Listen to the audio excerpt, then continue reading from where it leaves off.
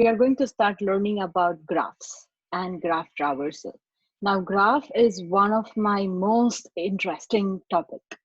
And if you actually follow the content in this classes well, this contents are going to help you a long way, because there are many aspects, like many times when you actually are programming on anything, there is somewhere where you can relate to these graphs topics, and then how do you traverse the graphs and different, there are many interesting things that you could do with graphs, such as finding shortest path, finding something inside like a social network processing, that is a graph.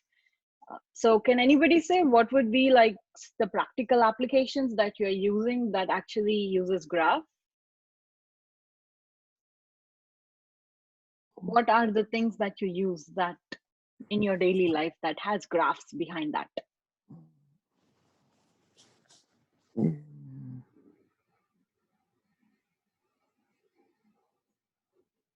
Google Maps, yes.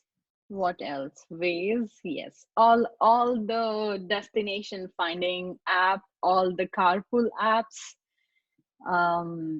those are the ones that uses map behind it, right? Because even though it's using like the GPS global positioning system, but after all, it's a map, and all different algorithms that like Uber and all. When you request for a car and it says that the car is like 3 minutes away or 2 minutes away, what is it? It is nothing but it's processing the graph. It's saying that, okay, this is the road map of the graph. This is the destination point where this person is standing, and this is the live position of the car, and that's why it will take this much time to get in here. So there are, with all these cool things that you could do with graphs, let's dive into more technically knowing graphs.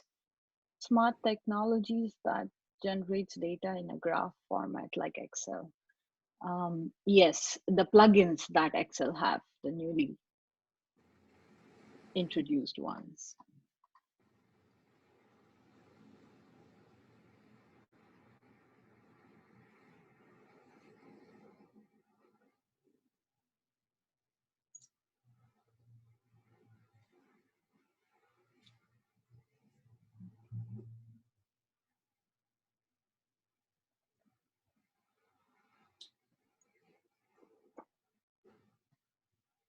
Okay, so everybody can see my tablet screen? Yes. Awesome.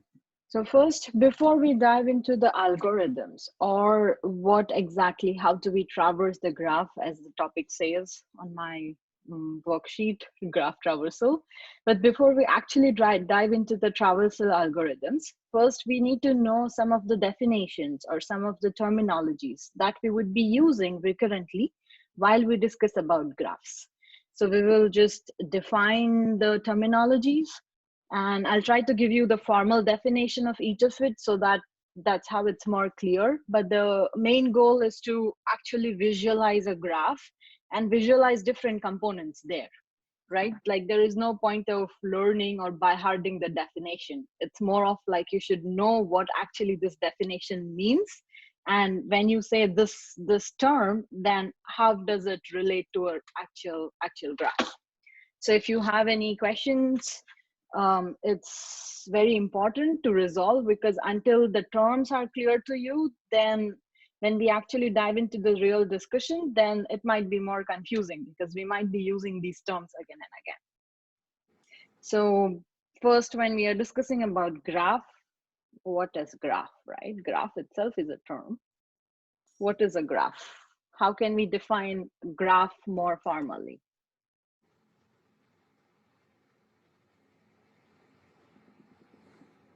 Distribution of data. Yes, it is a distribution of I was data. gonna say a set of vertices and edges where the vertices cannot be Yes, empty and the edges can be empty. perfect. That's a very formal definition. Yes, that's exactly how we would like to define the graph, because it encompasses the components that a graph would have. So a graph, as Eris just said, I would say is a set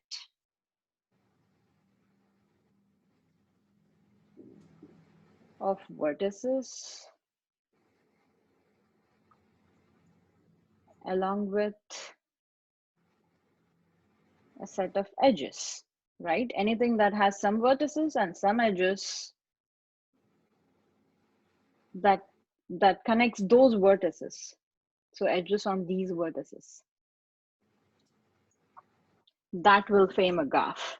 So this could be definitely something like, let's have these are our vertices.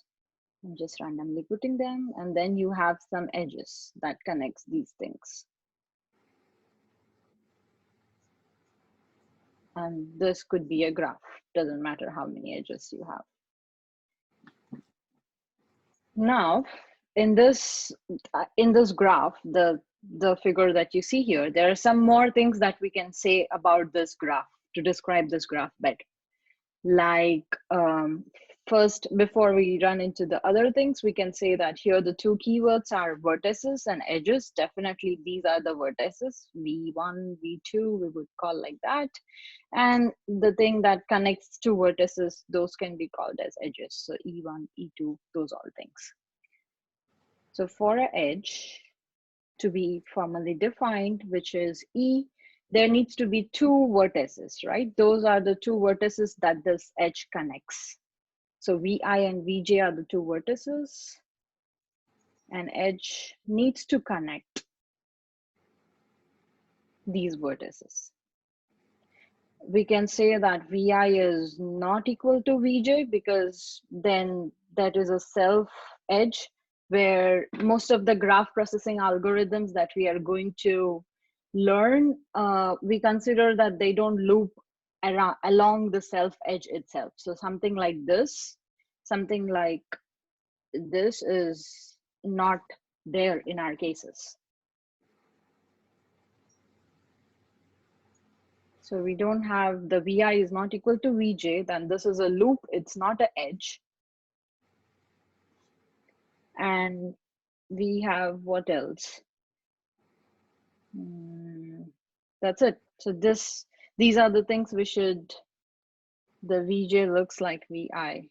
Where is VJ? This one? Oh yeah. Okay, thank you. My handwritings could be sometimes very good. So just don't take it literally. But that's why I speak things out. So yeah, but correct me if somewhere or something is confusing. What else do we have? We have adjacent adjacent vertices. So we need to define this adjacent as an entity. Now adjacent, if I think you should be knowing by the general word English meaning itself, right? What do adjacent mean? To something that's side by side. And in the graph terminology, anything that's side by side needs to have a common edge. So we say that two vertices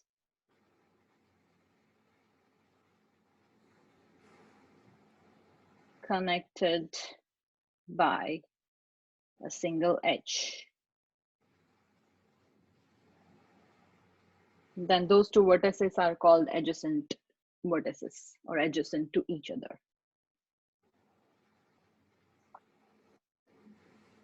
Then comes another important terminology that we'll be using frequently, that's the path.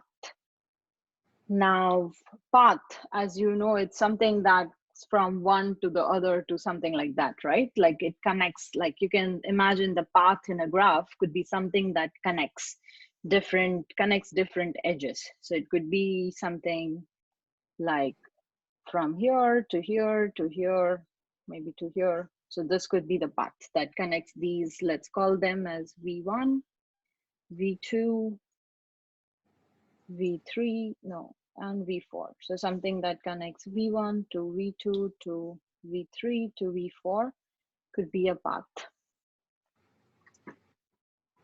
So basically, as we saw there in the graph, the path is if there is a sequence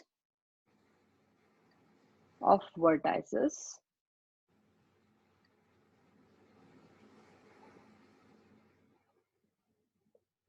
beginning with Vs, which we call as source, which was V1 in the example, and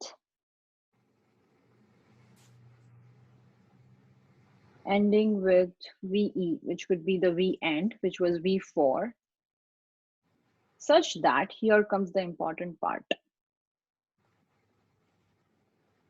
Each successive pair in the sequence is adjacent. So we just saw before what does adjacent means, adjacent vertices means. For it to be the path, it's an important part of a definition that each successive pair in the sequence that we are considering needs to be adjacent to each other, right? Then only you can actually traverse from one to the other until the end, from Vs until the Ve. So here, as you see, that V1 is adjacent to V2, V2 is adjacent to V3 from this, and then V3 is adjacent to V4 because these both share a same edge. And that's why we can say that Vs and Ve, the path exists between Vs and Ve. Now, along with the path, I think there should be some another natural questions, right? But as soon as we say path, there is something that we could say as something else that we could further say as what is the length of the path. Now, this should be quite obvious to most of you. Length, because in the path we are going from one vertex to the other and then other and so on, so on, so on. So the length could be measured with the number of edges that you have when you traverse from Vs to the Ve. So the length of the path is nothing but the number of edges that you encounter while you're traversing from Vs to Ve. Further, there are sometimes when you are reading textbooks or reading some materials or reading on some other algorithms, you might come across term like simple path.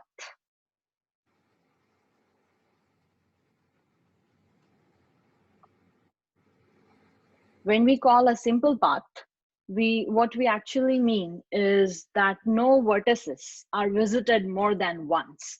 If all the vertices is visited just once in that path, then that is technically called simple path. So simple path is sometimes when you are taking your interviews for the tech companies and all, they might frame a question saying that, okay, assume that you want to construct a simple path from this to this. And that's why knowing the term, what does the simple path means, is important.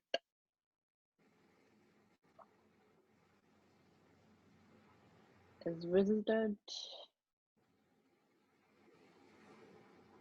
more than once.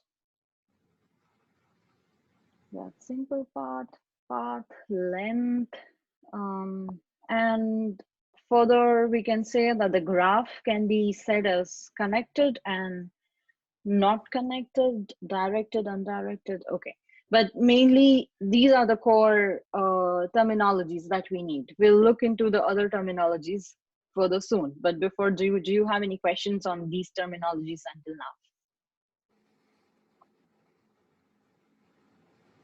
What is a graph? What are the components of the graph? Vertices and edges? How would you define edge? So note that the difference between the self loop and the edge, that Vi is not equal to Vj, is important. When you call that two vertices are adjacent, how do you define the path that has adjacent as an important element into it? Then how would you calculate the length of the path? And how would you define simple path? Clear?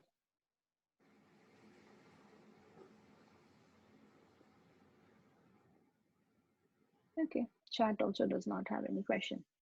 So then now let's jump into different varieties of graph, right? There could be different versions or different variations among the graph itself.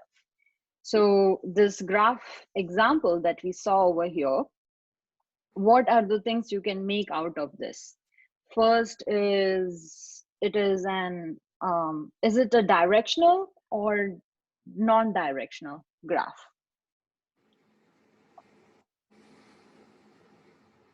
Is it a directed graph or an undirected graph? It's undirected.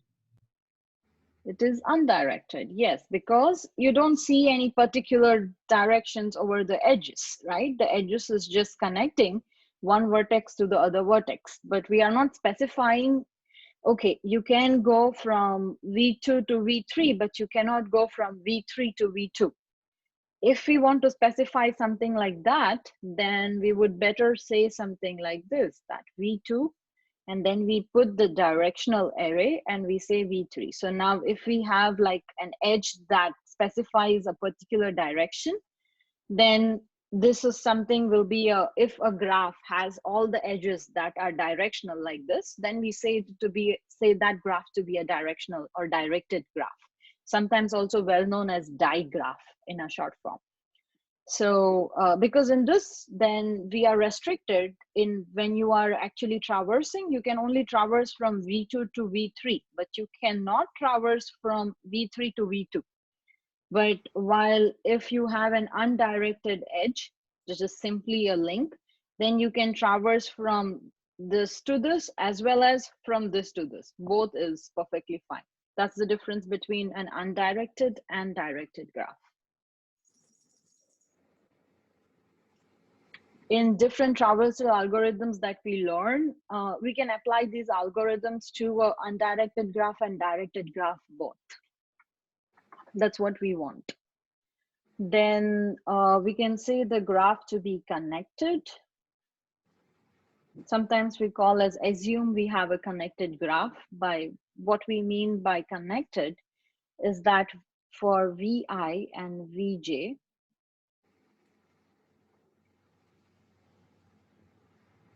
are connected and there is a path from Vi to Vj. So until if you have this condition satisfied in a graph where let's say that all your edges could be represented as Vi and Vj.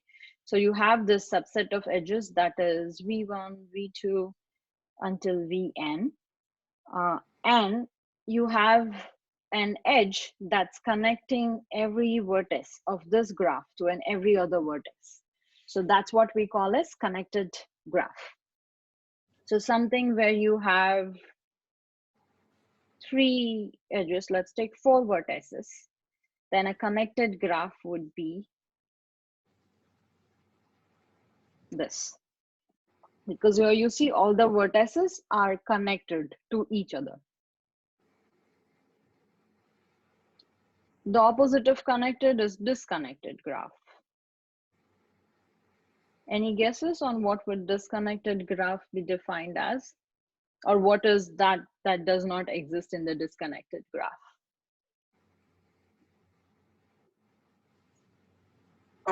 Maybe a path from Vi to Vj. Yes. Why is it that no one else except Eris is speaking in this class? There are 30 people, come on. Everybody has a voice and this is Monday morning. Please speak up your guesses. You don't have to be worried of it being right or wrong, right? What else could be a better place to speak up where you don't need to be worried of either it's correct or wrong? So just speak up, that's what I'm asking. Is it too much to ask?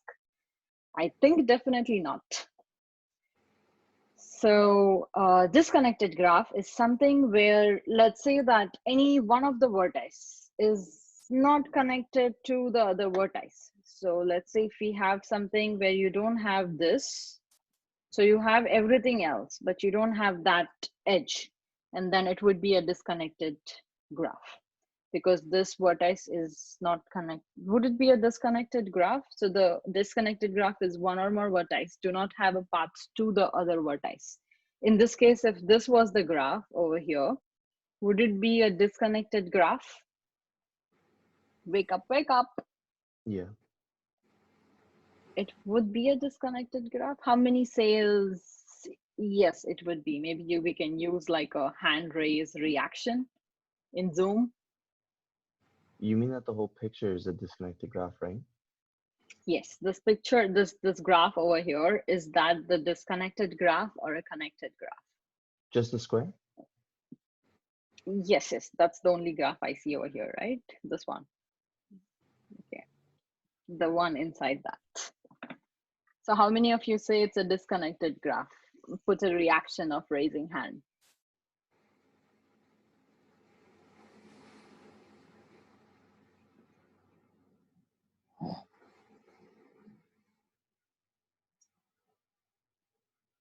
Do you guys know how to put a reaction of raising hand, right? There is a reaction button in your Zoom if you see down, just beside the end meeting button.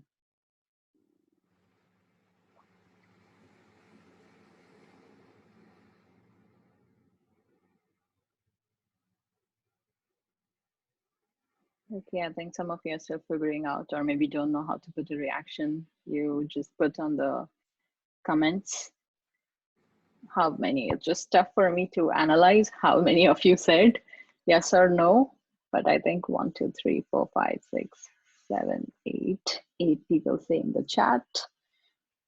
Any reactions on the Zoom? Yes, one reaction on the Zoom, so 9. Okay, so around 9 to 10 people are saying that yes, it is a disconnected graph. But to be true, I think the people who didn't raise their hand might be correct here.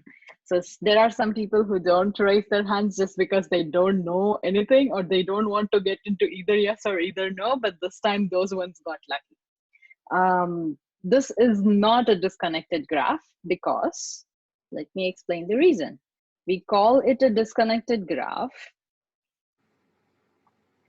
if one or more vertices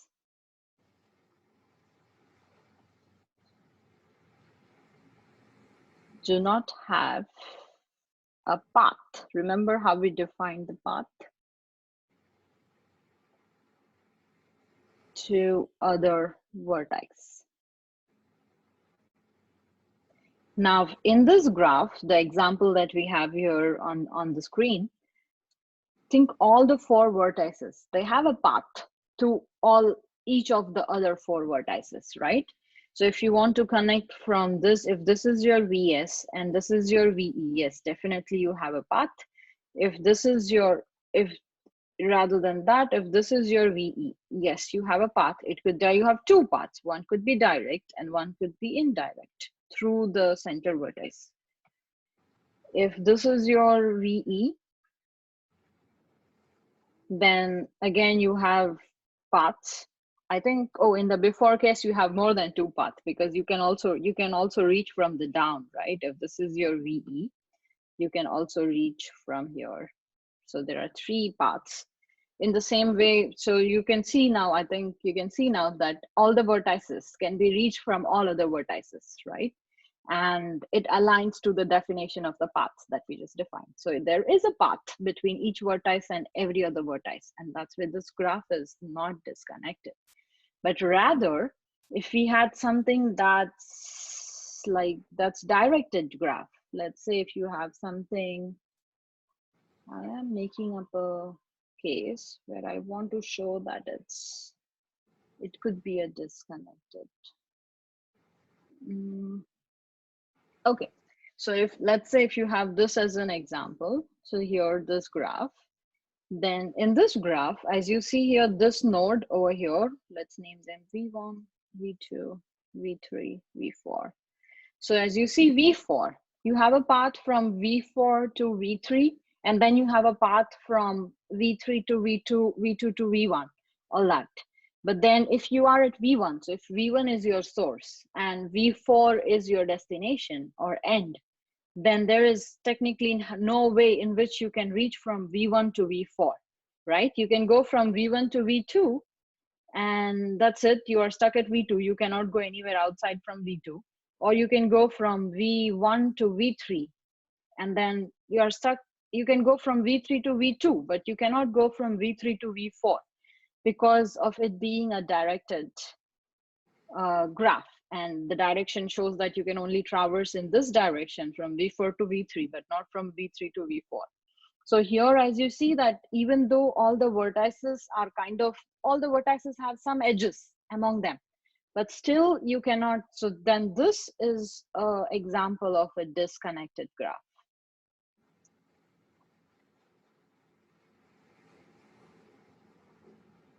And definitely if there is any vertices that is just lying lying on its own and it does not have any edges, it's obviously a disconnected graph. Then in that case, it's easy to know, because then you know that, oh, if there are no edges, there is definitely no path. But why I explicitly mention these two examples is because I want you to be clear that there can be edges among all the vertices, but still it could be a connected or it could be a disconnected, depending upon if we have a path or not. So it's important to actually see and make it out that if every vertex have a path to every other vertex, and that's what makes it connected. Then we have, what else? Complete graph as another definition. This complete graph is a term that I have heard in many questions, especially the questions in many exams as well as the interviews.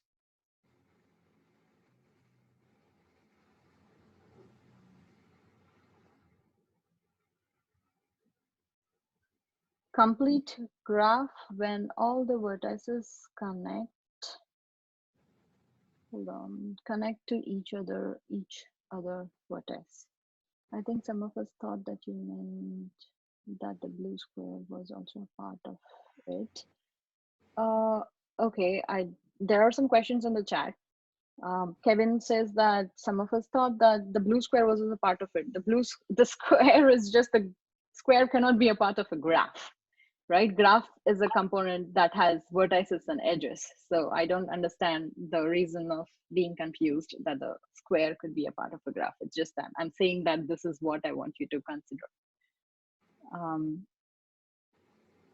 If the square was a part of the graph and you said yes, that's why it was disconnected. Okay, no, as I think now it's clear that the square cannot be a part of the graph. Anything a part of the graph can be either vertices or the edges. Only two things, nothing else than that.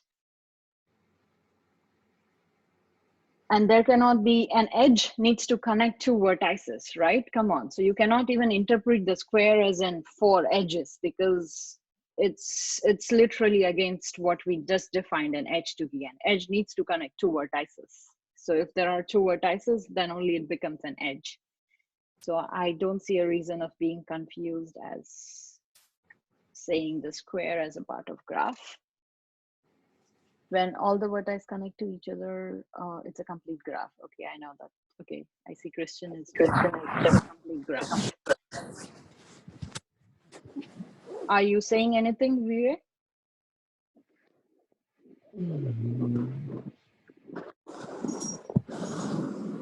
Do you have any question or anything that you're about to say? I could hear you, but I didn't understand. We didn't understand you.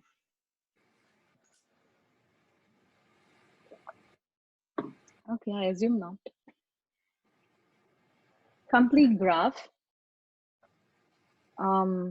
How would we when we call a graph as complete is if each pair of vertices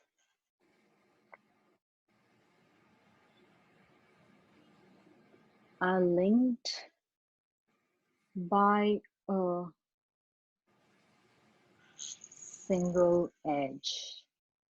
Now, do you see the difference between the complete graph and the connected graph?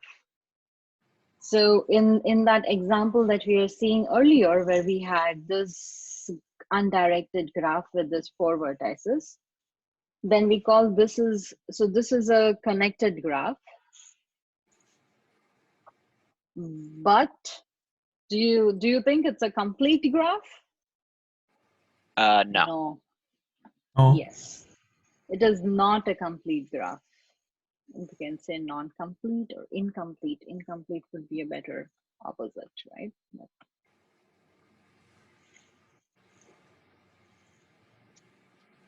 Because for it to be a complete graph, you need a single edge that connects all the vertices. And this vertex and this vertex does not have a single edge between them. And that's why it's not a complete graph. But for it to be a connected graph, you just need a path. Until there is a path from every vertex to every other vertex, it's connected. Doesn't matter if it's a direct path or so it's like taking a train, and until you can reach from your home to school with a subway, that's fine. Doesn't matter how many stops it have in between. But for it to be a complete route, then you prefer a chauffeur service where somebody picks you from your home and drops you to your school rather than having any stops in between. So then that would be a complete graph.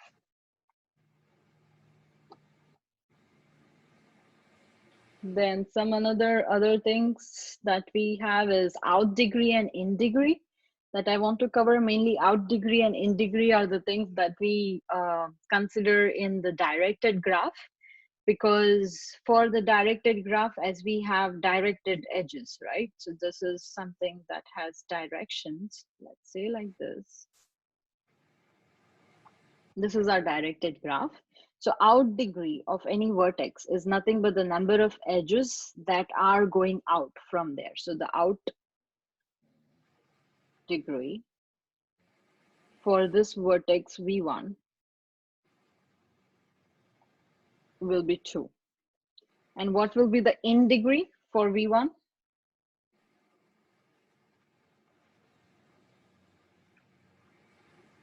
Out and in, they're just the opposite. If I define the out degree, then I think you can define yourself the in degree, right?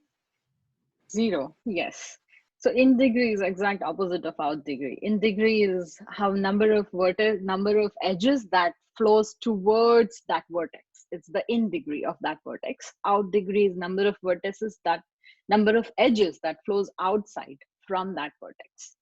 So here the out degree for V1 is 2, but the in degree is 0 because there is no edges that's flowing into V1.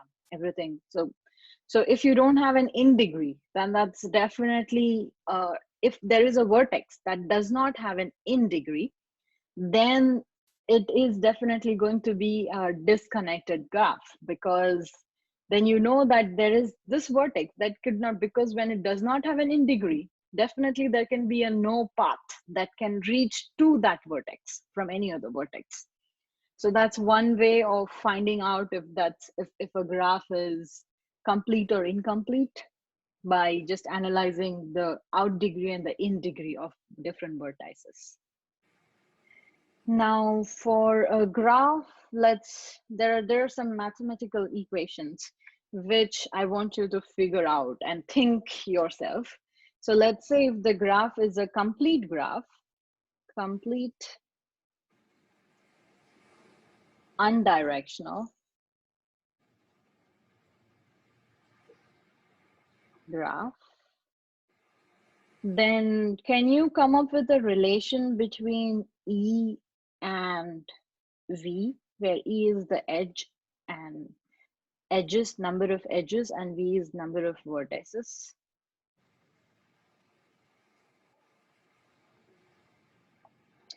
Just see that it's a complete undirectional graph.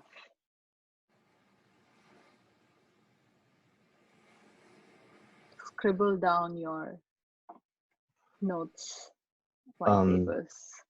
Do I Yes, answer? Christian. No. Yeah, go ahead. Wouldn't vertices be half the edges? Vertices be half the edges. Almost there, yes. You just have to refine your math a bit more. Okay. Anything else? Is Want to it give a try? V1 times, I mean, it's V minus 1, right? Times V minus 2 over 2, I think. Yes, yeah. Depending upon if you assume if it's starting from 0 or starting from 1. But yes, that is correct. Exactly. It's V into V minus 1, where we can call as absolute value of V. That's what we mostly use because it's number of vertices. So number of vertices into number of vertices minus 1 divided by 2. Number of edges is equal to this. Now we can come up to this relation because we have this nice complete assumption over here. And if you take an, I want you to take an example and actually see out, actually like work out how does this relation works. So take your time, take an example and see how this relation works.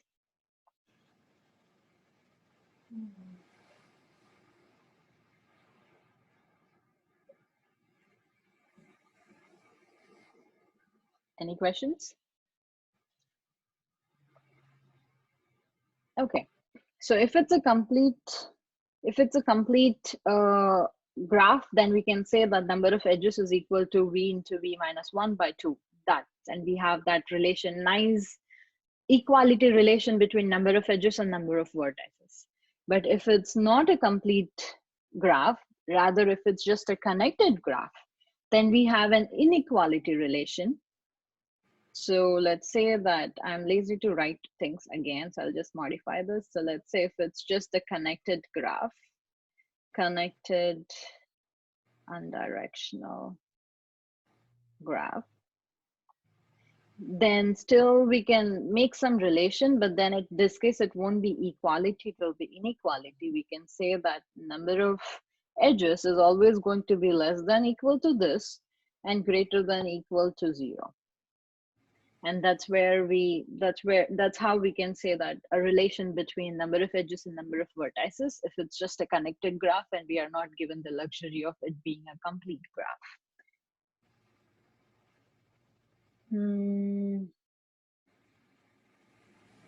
Is there anything else that we are missing in definitions?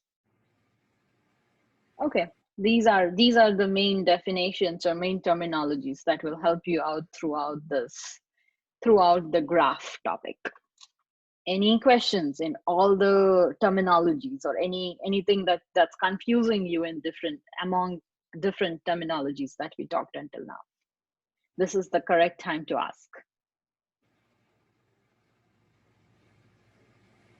I have a question about the equation or the inequality for the connected unidirectional graph. So the number of edges is less than or equal to the number of edges for a complete graph. So does that mean you just can't have like duplicate edges where you can't like connect two vertices with more than one edge? Two vertices are connected by, so if there are two adjacent vertices, they are connected by one and only one edge. All right. Well, I guess that leads to my next question. Can you, in let's say a directional graph, can you connect two vertices with like an edge that goes from one to the other, and then another edge that goes from the other one back to the one you started with? Yes, you can. Yeah. So the number of edges that you can have in a directional graph would be double. That's pretty interesting. Thank you. That will change. That's a very good point that you brought up here. So if you have a directional graph, then technically between any two vertices, so in an unidirectional graph, the adjacent vertices can have only single edge. But for a directional graph, two adjacent vertices can have two edges, one from, let's say, V1 and V2. So one from V1 to V2 and the other from V2 back to V1. And then these equation, the equality and inequality will change accordingly.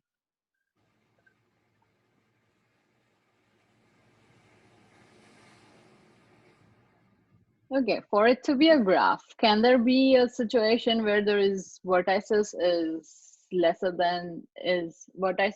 not greater than equal to 1?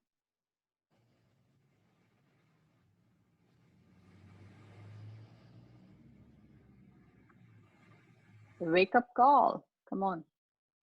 Can there be a graph where your vertices is not greater than equal to 1?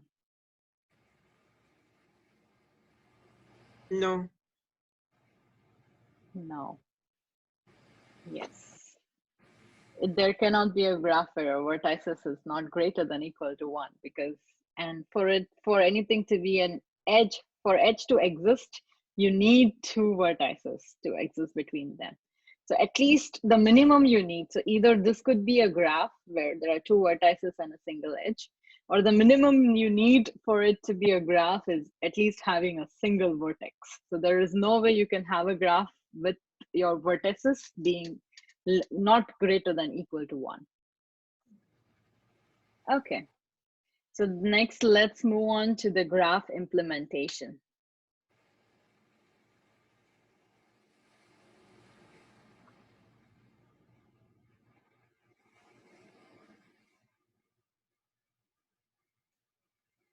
Now we are in the world of computers, right? Everything we are learning, and somehow we want it to be stored in computers. And for it to be stored in computers, we need to know how do we implement that, or how do we store that, right? So if you have this graph, which is beautiful on the paper,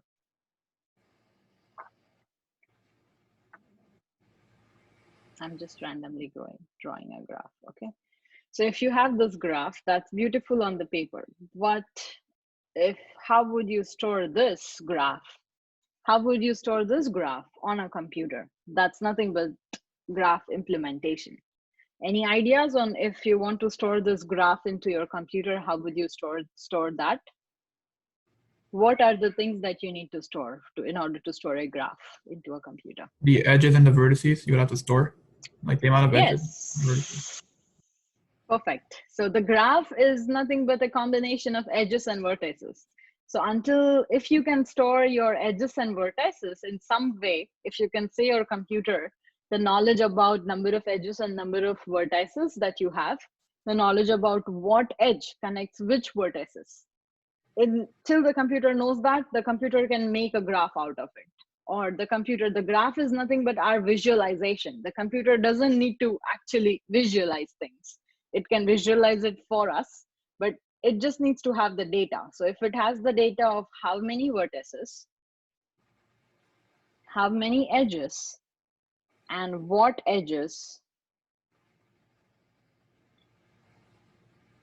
connects which vertices,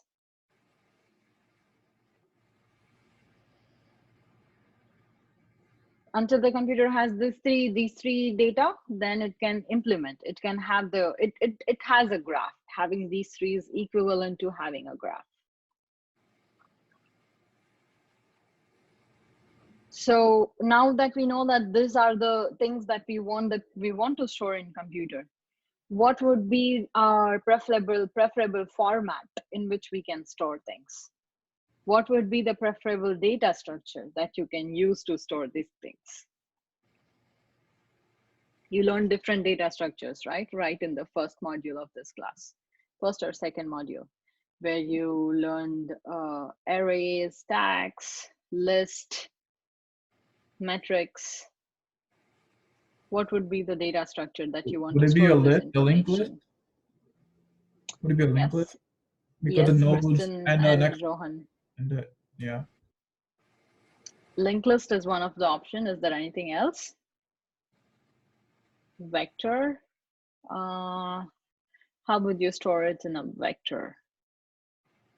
The vector would be a bit difficult. Maybe I am not clear on how would you store edges and if you use vector. Dimitri, do you want to speak up? How do you think that you can store things in a vector? We would like to listen to you.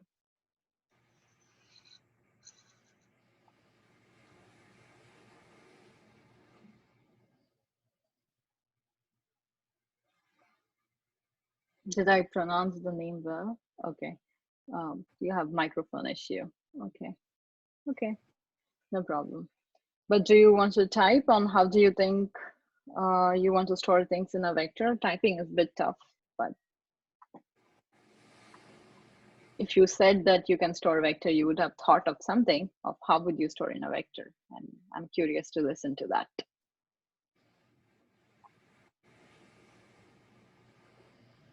Anything else? Meanwhile, when Dimitri is typing, does anyone else have any other data structure that we can use to store graph? Linked list is one that we are going to use. We'll see soon how we can use linked list.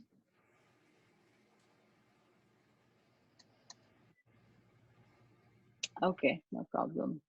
Yeah, I think it's tough to write it down of how things can be represented. So that's fine, Dimitri, it's okay.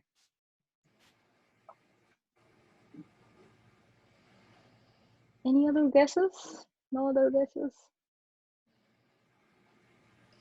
You can probably store it in a matrix, right? Correct. You stole the word, which I was like, okay, why aren't you guys thinking that?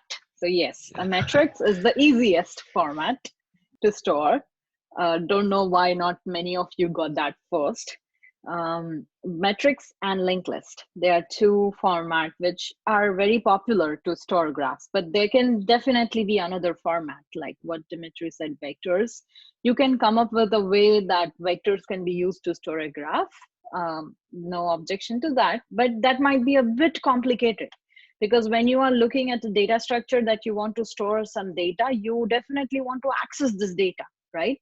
So you want to know what will be the access complexity, what will be the read complexity, write complexity, modify complexity of this when you are using that data structure to actually access the graph. And the minimum possible is the best one. And that's how we choose what data structure will be good for using it to store the content that we want. And most of the cases, you can either choose between either a matrix or a linked list. Each of them has its own advantage and its own disadvantage. We'll look into it further. But these are two most popular ones.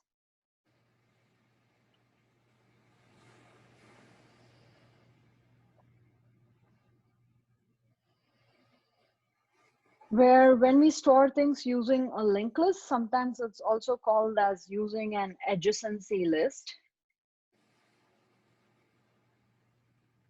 Why it's called adjacency list is nothing but how we will be storing the data inside the linked list. And the matrix, it's again, sometimes it's also called, so you'll come across this term like, okay, assume that the graph is stored as adjacency list. So that's why I want you to know of or be aware of this term. So sometimes storing the graph as a matrix is also called as storing it as adjacency matrix.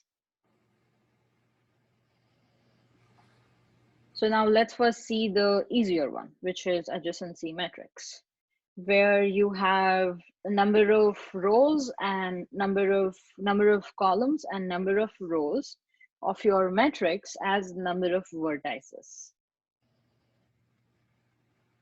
So here, let's say we have these vertices v1, v2, v3, v4, and v5. Then we'll have v1, v2, v3, v4, and v5 as our number of columns. And you will have same number of rows as well. Now for this matrix, each element of that matrix or what goes inside the cell is if an edge exists or it does not exist. So we would have v1 to v1, we don't have any self loop, so that's 0. Or we can store it as -1 if the edge does not exist. If the edge exists, you have an edge that connects v1 to v2, right here. So we will have 1. You have an edge that connects v2 to v3. So you have an edge that connects v1 to v5. So you'll have 1 over here. There is no other edge that connects v1 to any other thing, connects directly. So there'll be -1, -1. In the same way, you can fill the whole matrix. Is the logic of filling the matrix clear to everyone? If something connects, so if something connects v3 to v4, then we would say that yes, for v3 and v4, that would have 1. If something does not connect, like this v3 is not connected to v5 directly, so we would say v3 and v5, that element, v3 comma v5, that will be -1. So if we have this information, you exactly know that you know how many vertices are there because those are your number of columns and number of rows. You know how many edges are there because those are your number of ones that you have in that matrix. And you know what edges connects which vertices because wherever you find one, let's say we found one over here, that means there is an edge between V1, V5. And if you look into the graph, yes, it's this edge. That's what we are referring to. So clear how to store the graph, how to implement a graph in form of a matrix. Last chance to ask your question. Okay, so then now if it's clear to every one of you that you don't have any question, then give me some more information on, can you come up with some observation that if you have an undirected graph, is there any cool thing about this matrix that will be composed? If you're storing an undirected graph into a matrix form, is there any cool thing about that matrix? It's symmetrical. It's triangular, yeah, triangularly symmetrical, right? Because if there is an edge between V1 and V5, so your one of V1 and V5 appeared over here, as well as when you're writing your column, your row V5, even the one will appear over here. So you see the triangular symmetry, diagonal symmetry, where if you break this matrix into this upper triangle and the lower triangle, this upper triangle, elements in the upper triangle and the elements in the lower triangle, all will be exactly same.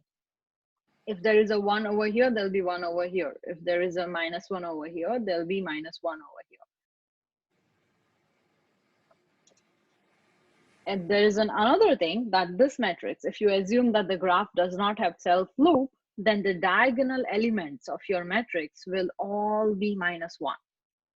Because then you don't have a self-loop, so V2 to V2, there'll be no edge between that. V3 to V3, there'll be no edge between that. So these are two cool things about such a matrix. If it's a directional graph, I think you guys should be smart enough to figure out of how would you store a directional graph into a matrix, right? The process is the same. It's just if there is an edge between V1 and V2, then you store it, okay, V1 and V2 will be 1. If there is, but if it's a directional graph, then it wouldn't be a symmetrical matrix over the triangle or over the diagonal.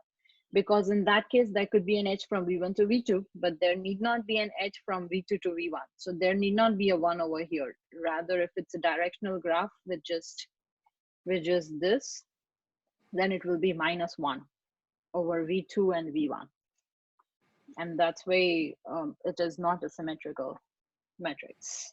Is it clear? Directional, undirectional, both the graphs you can store using metrics or adjacency metrics data structure. Okay, if you want to store using an adjacency list data structure,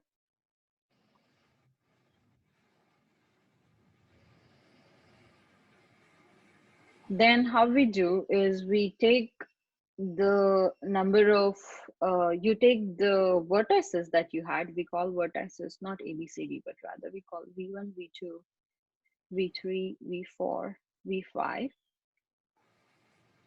All these vertices are connected, but then from each vertices, you make another linked list where you store the number of vertices that can be reached or that are the out degree of these vertices. So in our case, for our graph, let's go back. Let's draw it here again.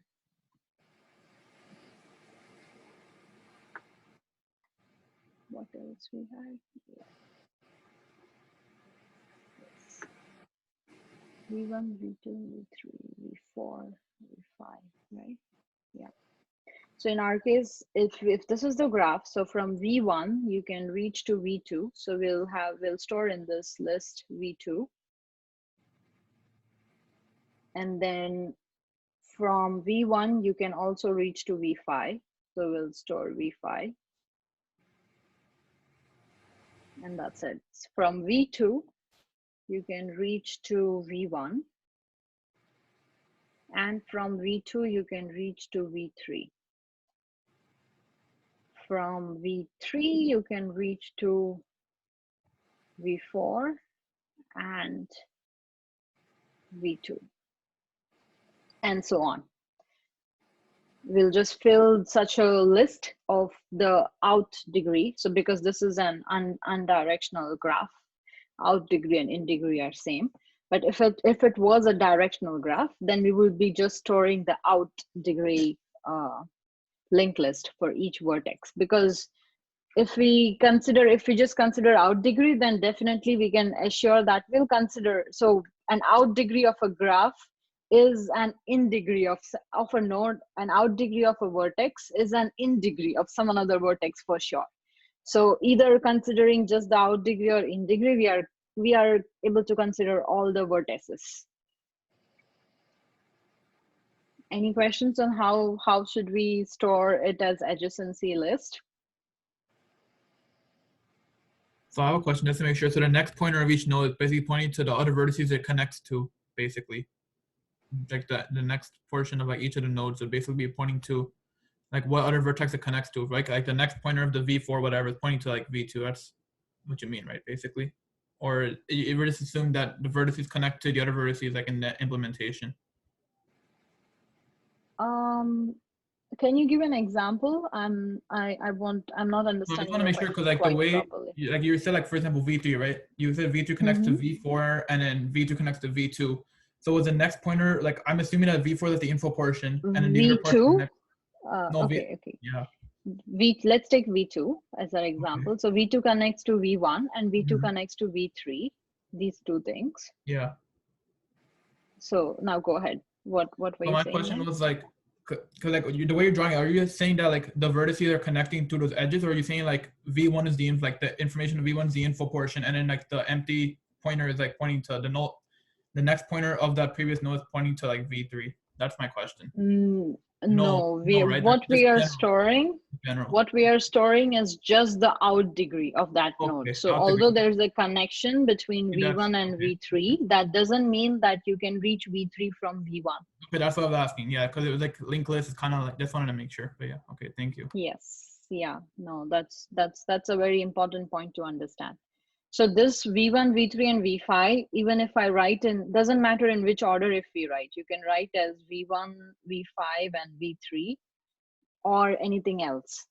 But what we want to store as an information here is that from V2, from vertex V2, you can reach to all three of these.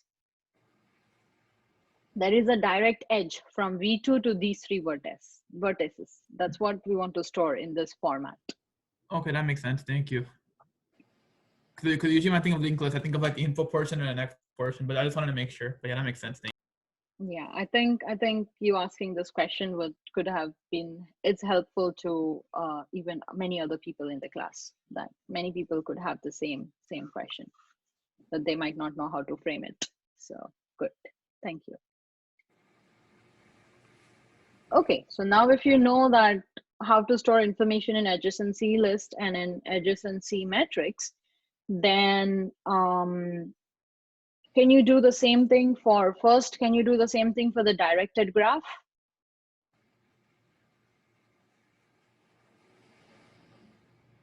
So much time to think. You can't do it. You just can't. You would have to do it only for like basically the out. You have to do the out degree, not coming back to the other vertex. Just so yes. For like V2, it would be like for V2 could only be V3, I think, right? For directional, it couldn't be V1, yes. Basically. Yes, you can definitely do the same thing for a directional graph, but I thought I made it very clear because I spoke this term out degree so many times. Okay, so you can do exactly the same thing for a directed graph, but while you are storing a directed graph in adjacency list, then just ensure that you are considering only the out degree. Let's take this example. Now that I didn't get any answer, I'm curious that you people didn't understood. So let's take this example. Let's say we have this as our graph. And if you are writing it as an adjacency list, let's say them A, B, and C as your vertices. Then if you are storing this graph in your adjacency list, you'll have A, B, and C nodes. And then you will have, from A, you have C as connected. So the A will be having connection to C. But as you see here, from A, you cannot, the B is not an out degree. The A, like A connecting to B, is an in degree to the A. So we won't be storing here the B. If it was an unidirectional graph, we'll be storing one more, but here we won't be storing.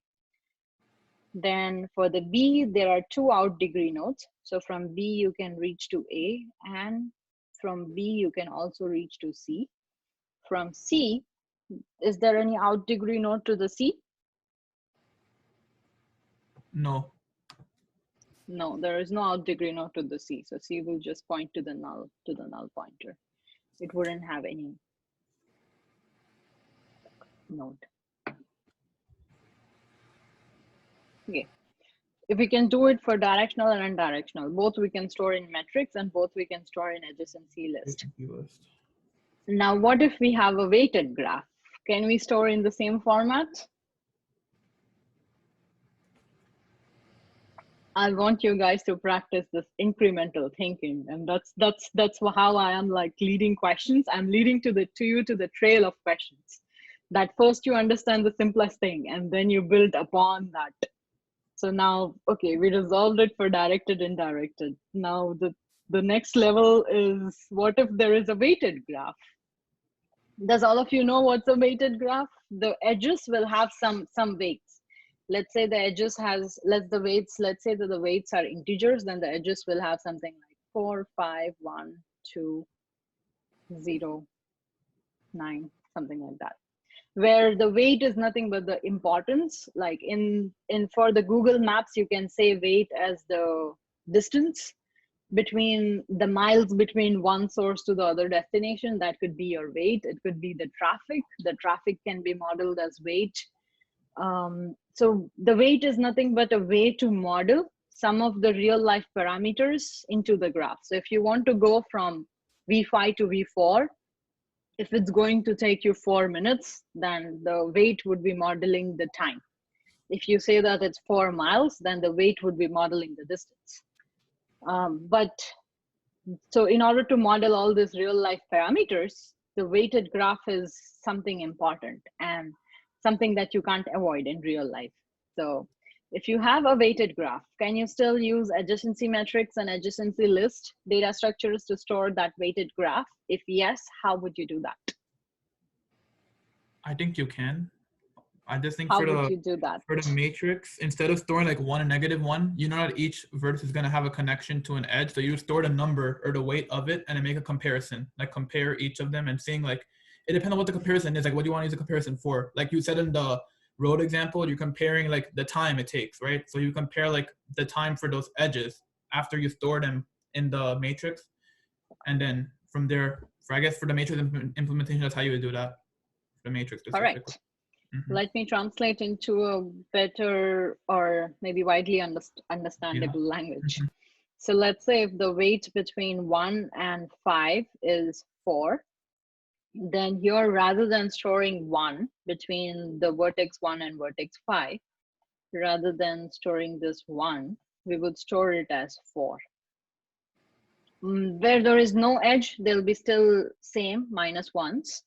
Because that says that represents there is no edge. You can use 0, -1. You're not restricted to use exactly this. You can use any integer that represents that there is no weight, and ensure that that is not used by. So we have some edges that let's say that this edge, like edge weights, can be 0. So we have an edge from V3 to V4 and that has a 0 weight. So if you're using 0 to represent there is no edge, then it would collide with this edge weight being 0, right? Then both the things 0 would represent 2 things, and then the computer will be confused. So any assumptions that you make, you want to ensure that there is no confusion for our computer. We want to make the life easy for computer, not tough, so that they can make our life easy, right? That's the goal. So if we have, and that's why you can use like -1, -2, anything, but that doesn't collide with what your edge weight would be. Until it doesn't collide, it's fine. So wherever, if it's a weighted graph, let's say V1 and V5 has this edge of weight 5, then in the V1 and V2, then same. For the V1 and V2, rather than storing 1, we will store 5 over here. Now, what happens? How do you store the weighted graph in the adjacency list data structure?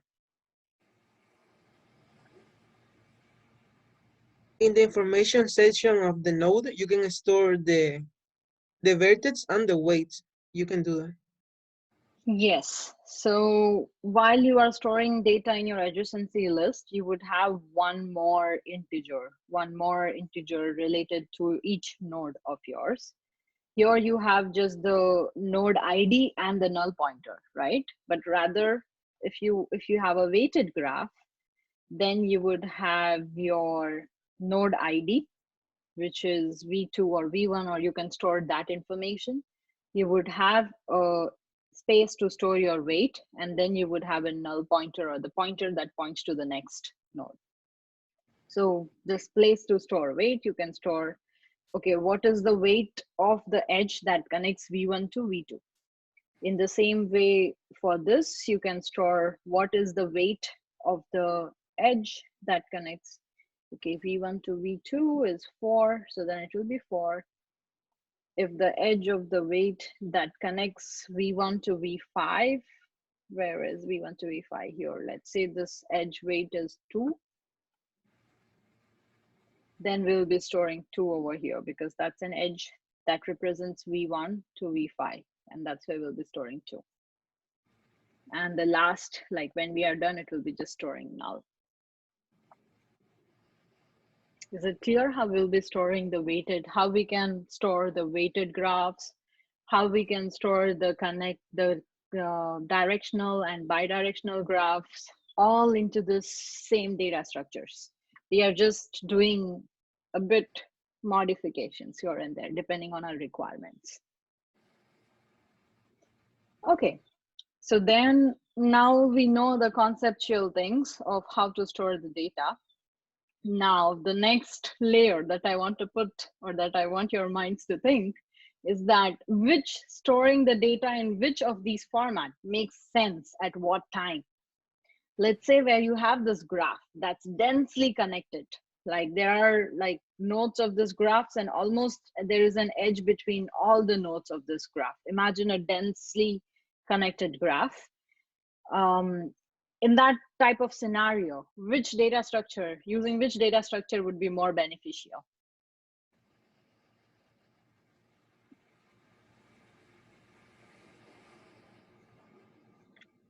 Adjacency list or adjacency matrix? Would it be adjacency list? If your graph is densely connected, okay, well, because this is a 0 or 1 answer, I would say, if I say that it's not adjacency list, then it's definitely adjacency matrix, right? No, it's not adjacency list. If the graph is densely connected, you want to store it as an adjacency matrix. The reason is, for when you store things in your adjacency matrix data structure, the overhead that you are encountering is just for your vertices, right? The storage space that adjacency matrix would take is, we are storing V amount, number of V, how many vertices, that amount of columns, and that amount of rows, right? So the storage space that adjacency matrix would take is nothing but V square. So if you have to write the space complexity of adjacency matrix, a graph that's stored in an adjacency matrix, so the space complexity is nothing but big O of V square, because as you say, as you see over here, it's number of rows as number of vertices and number of columns as number of vertices. So that's the V square. And then doesn't matter how many edges you have, right? If until you have the space of V square, even if you have like the maximum possible edges, doesn't matter. The space, it's all this digits that's filled within that space. And that's the reason, if your matrix is densely connected, if your graph is densely connected, then storing it as metrics is good, because then you are not a function of number of edges. You are just a function of number of vertices as in terms of the space that you use. On the other hand, if your graph is not densely connected, that means you have if your graph is not densely connected, that means your number of vertices are way higher when compared to your number of edges, right? There are more vertices, and because it's sparse graph, there are only few edges that exist. It might be a Facebook graph of a person who has very less friends, or who likes to put their circle very limited. And that graph is a sparse graph, where there could be so there are so many people on Facebook, so there are so many vertices, but the number of vertices that this person connects to is very less. If there is a sparse graph where the number of edges we know that they are less than number of vertices, then we don't want to store it as an adjacency matrix, but rather we want to store it as an adjacency list, because the space overhead of your adjacency list is nothing but, so you need to store all the vertices, so it's all the vertices, plus you need to store all the edges, and you are storing only one element to store every edge, right? There is no symmetry, or there is nothing here in a list. If the edge exists, you will be storing only one element for that. Either a weighted, then you'll be storing that element of 3. If it's non-weighted, then you'll be just storing an element of 1. So it's number of vertices plus number of edges. And if you know that your number of edges are going to be small, then it's a way to store the graph in an adjacency list. Depending upon the storage space, it's considerably less if you store it in an adjacency list.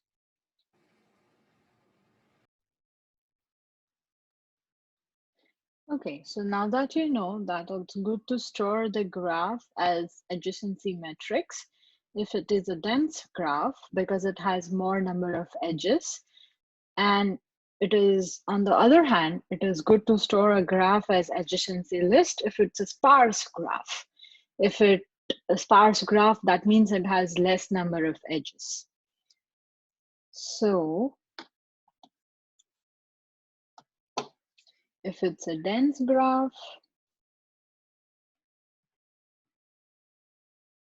store it as adjacency matrix.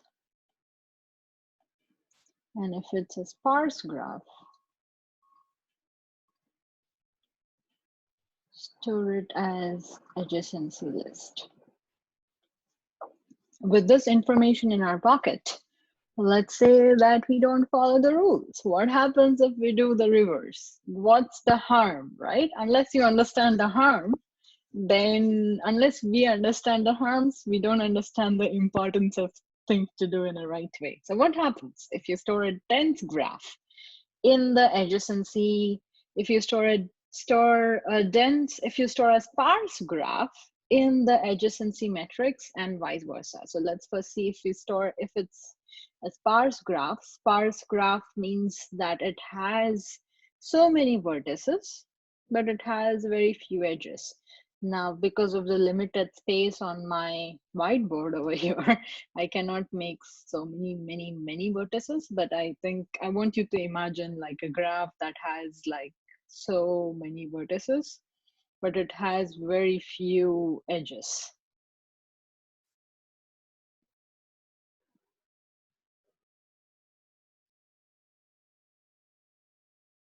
That's it. So let's say that this is our graph. Okay, the insides, everything inside that box, not the box. Box cannot be the graph. Box cannot be the part of a graph. So let's say that this is our graph, that is G, V, comma, E. We have V1, V2, V3, V4, V5, V6, V7, V8, V9, doesn't matter which order, I'm just putting them in some order. So we have those 10 vertices, but we have only E1, E2, E3, E4, and E5. We have E5. V6. Okay, so we have only 6 edges and 10 vertices. And that's why it's a sparse graph, because number of edges can, as we saw, it could be less than equal to v minus v multiplied by v minus 1 divided by 2. But we are nowhere near to 10 into 9 by 2, right? 6 is nowhere near to that. So it can be up to this, but we are very less than that. So that's why this is a sparse graph as we wanted. Now, if we store the sparse graph in our adjacency matrix, so then we'll end up having V1, V2, V3 up to V10. And we'll end up having V1, V2, V3 up to V10. So we'll end up having 10 rows and 10 columns. And you see that there are only 6 edges. And because this is an unidirectional graph, this is not a digraph, it is unidirectional graph. So it will have that symmetry. That's why we'll have like elements in our upper triangle and the lower triangle as same. But even with the symmetry, so here you can store elements from your 10, this is a 10 by 10 matrix. So you can store all that elements in your 10 by 10 space. So most of these elements would be -1 in this case, or the digit that represents there is no edge. There will be only 6 ones in the upper triangle and only 6 ones in the lower triangle. Apart from that, everything will be -1. And now imagine if this was a directional graph, right? If there was some directions to each of these edges, then it's even the worst case. Then it will be only total 6 elements. Those are the ones that make sense. Those are like 1 or the weights. But apart from those 6 elements, all the remaining elements in this matrix will be all -1, -1, -1.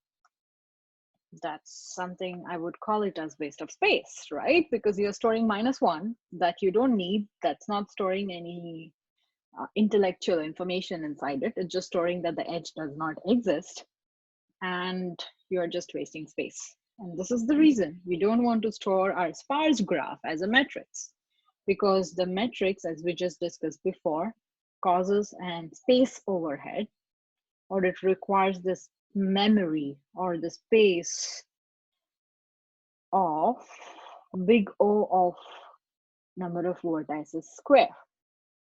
And if you have less number of edges that's happening, it's waste of space to store. It's waste of space to store all that in that format. On the other way, if you want to store a dense graph as an adjacency list, again, I won't be drawing it and explicitly, but I want you to understand that in that case, you would end up having a big, so you definitely have number of vertices as your V1, V2, V3, that going on. But if it's a dense graph, that means almost every vertex to other vertex, there is an edge, right? Almost there is an edge between any 2 vertex, and that's what would make it a densely packed graph.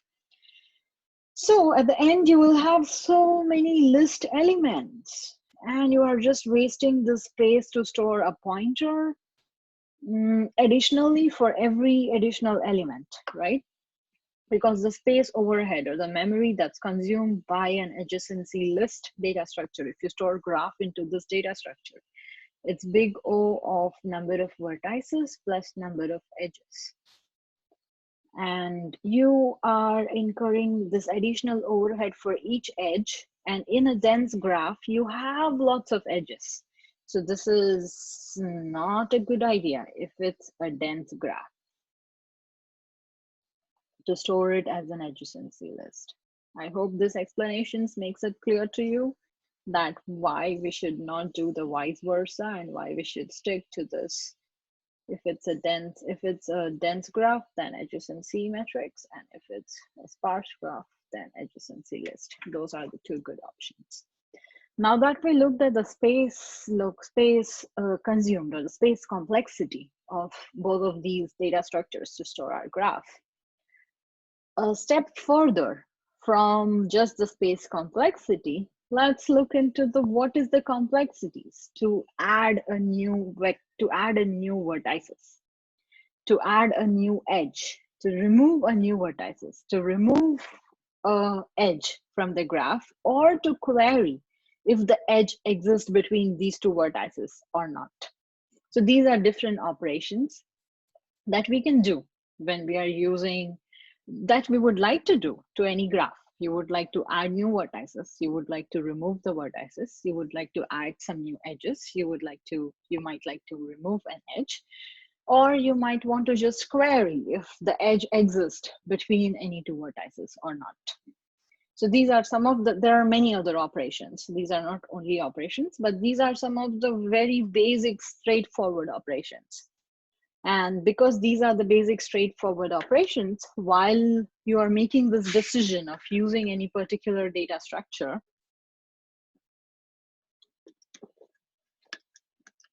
for a graph, to store the graph, then this design decision involves a very critical thought process of looking into how would be the complexity of the frequent operations that you want to do with this graph.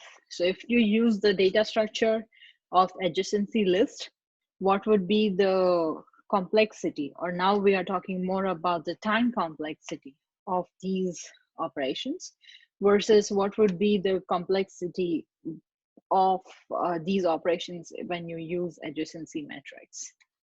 So let's make this well-defined table so that it's easy for us. So let's say that we have our implementation, and mainly we are discussing two key implementations, right? Adjacency metrics and adjacency list. Now, for each of these implementations, you have all these different operations, which includes first definitely the storage space. So how much space you would need, how much memory would you need in order to store a graph in this format? That's the most important. That's what we already analyzed until now. Then what we are analyzing is what is the time that's required to add a vertex? What is the time that's required to add an edge?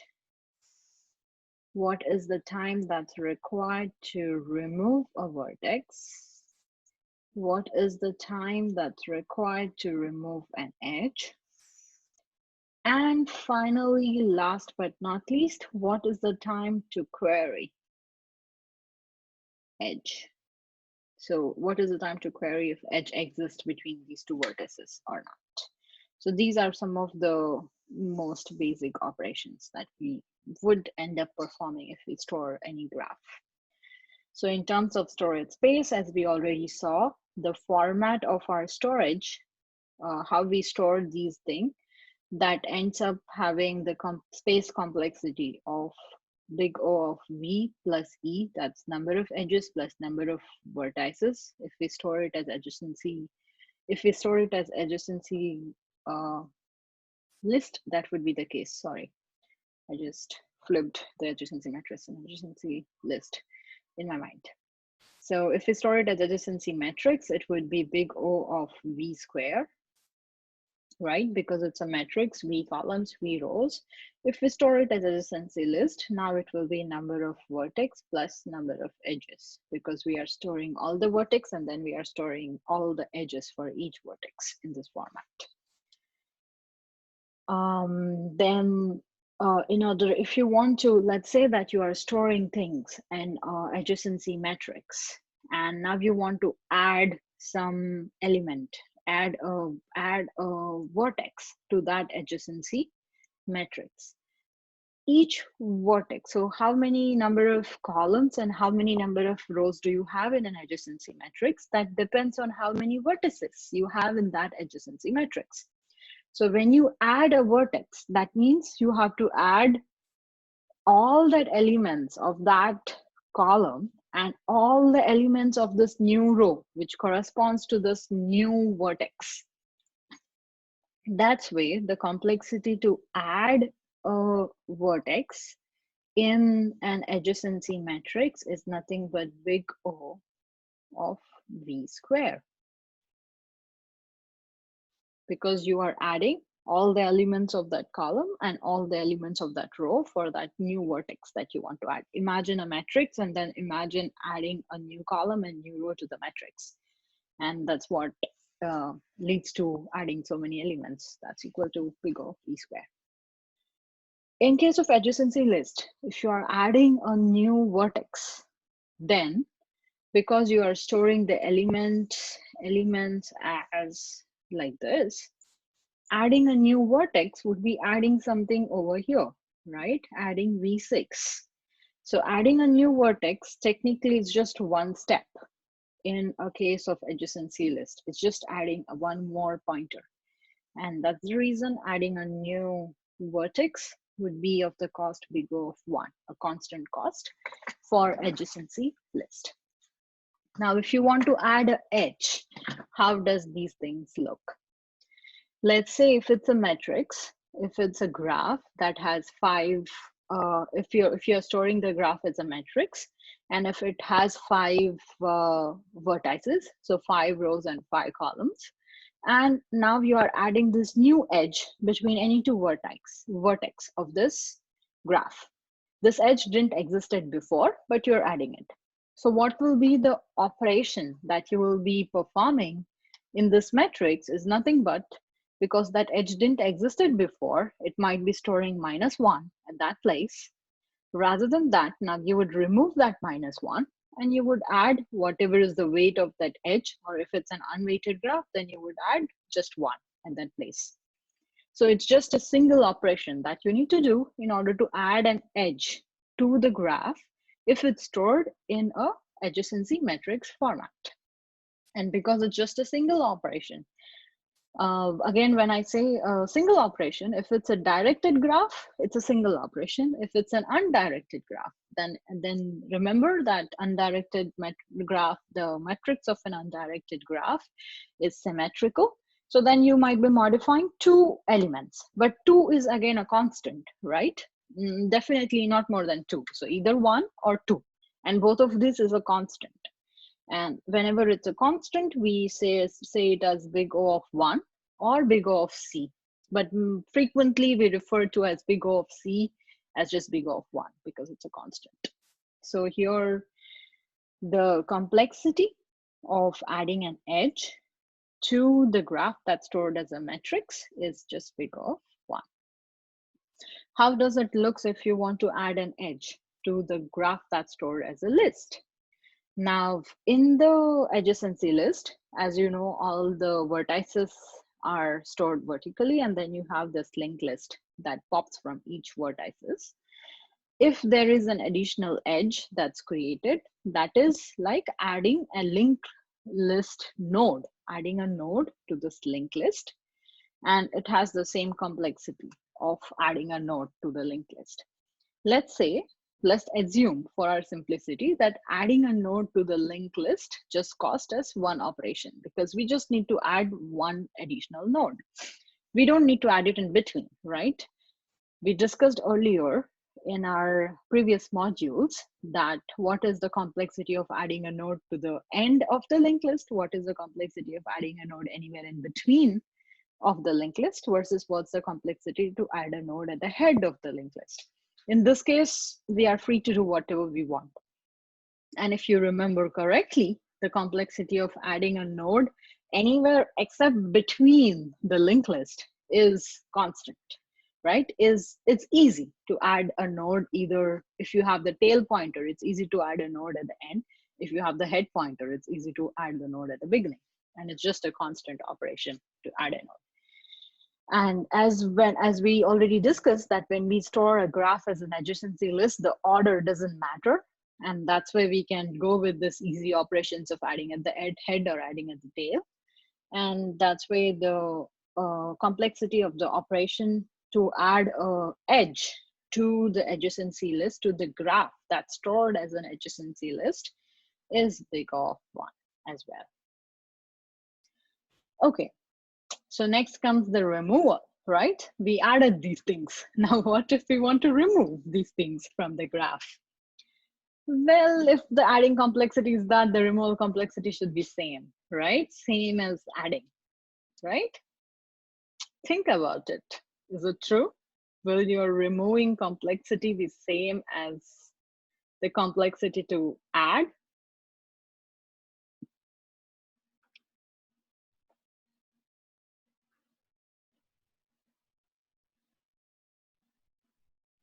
It need not be same. I assume you would have thought a bit, and then most of you could have thought that yes, it would be same, because that's the most casual way that we would think. But it need not be same. Now let's look into why it need not be same. For adjacency matrix, if the graph is stored at adjacency matrix, then removing the vertex, yes, it is same as adding the vertex, because let's think of let's think it more as an operation, right? Let's think it from the ground up. So if you want to remove a vertex in an adjacency matrix, that is making your n by n matrix into an n-1 into n-1, n-1 by n-1 matrix, because you need to remove one row and you need to remove one column. That means you have to do those all operations, right? You have to change, delete all those things that you have in that row and in that column. So you have to go through all the elements in that row and all the elements in that column. That's the reason the complexity of removing an element from adjacency matrix is big O of V square, but the complexity of removing a vertex from an adjacency list is not same as the complexity of adding the vertex. Now, why is this the case? Because when you are removing any element from adjacency list, as you know that adding and removing things at the end for adjacency list is easier, but adding and removing things anywhere in the between of an adjacency list incurs you the cost of traversing until there and then doing the pointer modifications that you need in order to add or in order to remove. These pointer modifications are just for your recall, or something like if you want to remove an element because all the elements are connected, you want to point the one element after the element that you want to remove. You want to adjust its pointer to point to the element that's before, such that you don't break the linked list. You don't want to make two linked lists when you remove the element. You still want it to be a one single linked list. And then you delete the pointer that points from this element to the front element. And then you ensure that, okay, this element is not connected anywhere. And then you delete the element. And it ensures that you have that whole single linked list even after you remove the element. And that's the reason you go to traverse if you want to remove anything from between in an adjacency list. And that way, the complexity of removing a vertex from the graph that's stored as adjacency list is big O of number of vertices plus number of edges. So in worst case, you got to traverse through all the vertices, which is your vertically what we just represented in the way we wrote, and then you have to traverse through all the edges of that vertices in order to remove that vertices. If you want to remove the edges, now if you want to remove an edge in the adjacency matrix, that's again just a simple operation, single operation, that you had something as the weight of that edge at that location, which you would now remove, or you would remove the one that represent an edge and make it a -1. So it's just changing that one element, the element that's like in your matrix, the X row and Y column, that element, and modifying that. So it's either modifying one or two element depending upon if it's a directed and indirect or undirected graph. But still it's a constant. That's where the complexity is big O of 1.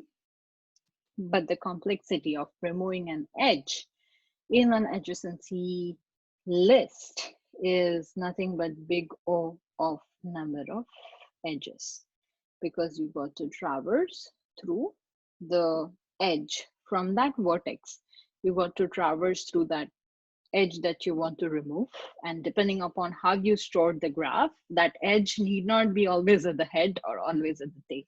It could be anywhere in between. So basically you got to travel through all the edges of the linked list, of the adjacency list, and then identify which is that edge which you want to remove, and then only you can remove. So in order to remove, the traversal is a mandatory operation, and the worst traversals that you could encounter is number of edges. Let's say you have really bad luck and the edges that you want to remove is the one that you find the last one. So until then you kept on traversing. So that's why it's big O of number of edges.